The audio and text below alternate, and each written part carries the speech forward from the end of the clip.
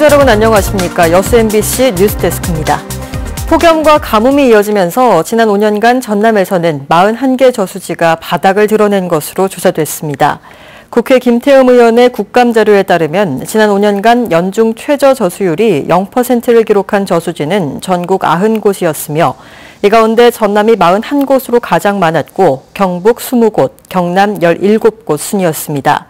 특히 진도 지산면 와우저수지는 지난 2016년부터 올해까지, 구례 대지저수지는 2013년부터 2015년까지 각각 3년 연속 물이 바닥나 농민들이 물 부족에 시달렸습니다. 여수 지역 관광객 증가에 따른 주민 불편이 이어지고 있는 가운데 체류형 관광 정책과 지역 균형 발전이 시급하다는 지적이 나왔습니다.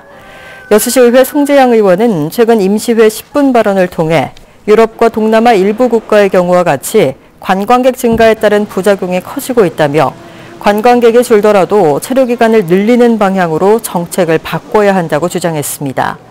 송 의원은요, 해양공원 등 특정 지역에만 몰리는 관광객을 화양지구와 소호지구 등 다른 지역으로 적절하게 분산할 수 있는 대책이 필요하다고 강조했습니다. 수도권 등 광역시와 비교해 지역은 예체능 교육 인프라가 열악한 게 사실입니다.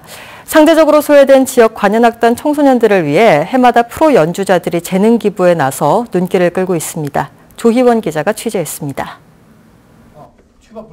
강당에 모인 수십 명의 학생들이 저마다 악기를 쥐고 빛나는 눈으로 지휘자를 바라봅니다. 악기 소리를 내는 법부터 서로의 소리를 듣고 음을 맞추는 법까지 세세한 부분을 교육받습니다. 선생님이 끝날 때까지 악기 들고 있게. 하나, 둘, 셋, 넷.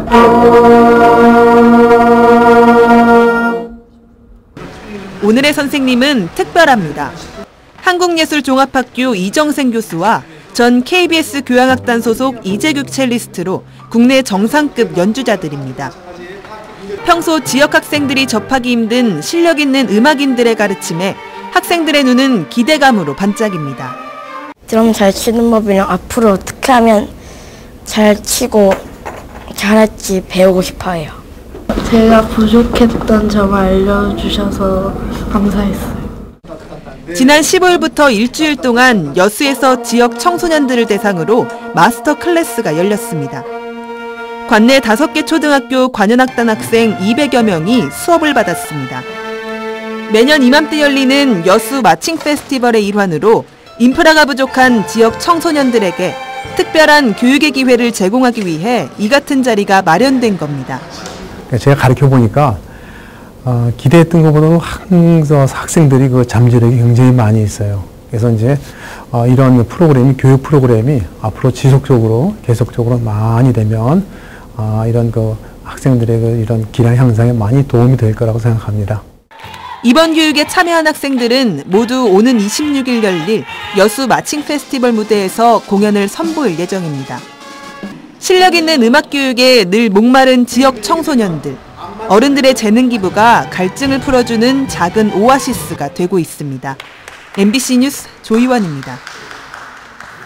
전남에서 치매를 앓고 있는 노인 실종자가 매년 200명 이상 발생하고 있습니다.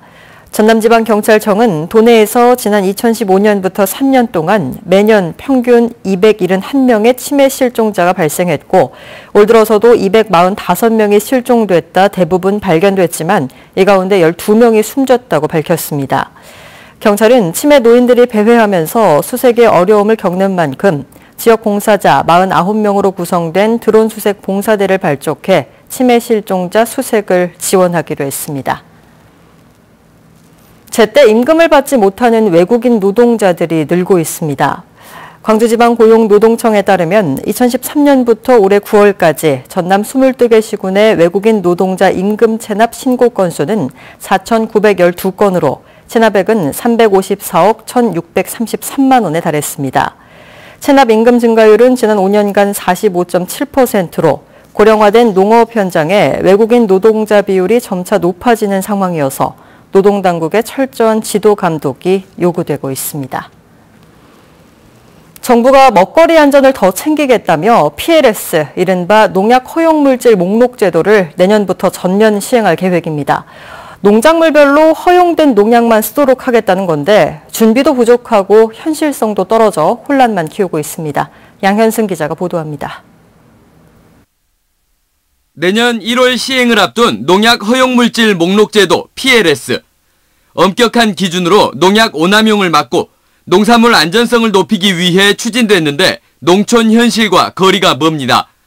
작물별로 등록된 농약만 쓰라는 건데 효과를 본 특정 약재를 맹신하는 농업 관행을 깨기가 어렵습니다.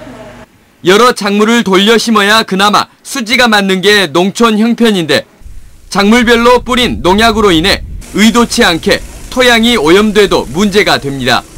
고추에다가 하고 깨에다가도 할 수 있고 하는 그런 농약은 없죠, 사실은. 그러면은 실제로 차후에 후기에 농사 지었던 그 재배 품목에서는 반드시 허용되지 않은 물질이 나올 수밖에 없는 맹점이 있는 거죠. 그나마 소규모 작물들은 등록 농약이 없어 쓸 수 있는 약재가 거의 없는 실정입니다. 농촌진흥청이 연말까지 1670개 농약을 등록할 계획이었지만 10%만 마쳤고 안전성 시험도 지지부진한 실정입니다.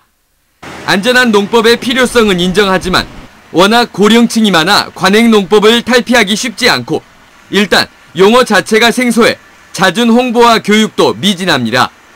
자칫 관행농법의 결과로 농민들만 100만 원의 과태료를 물게 될 상황입니다.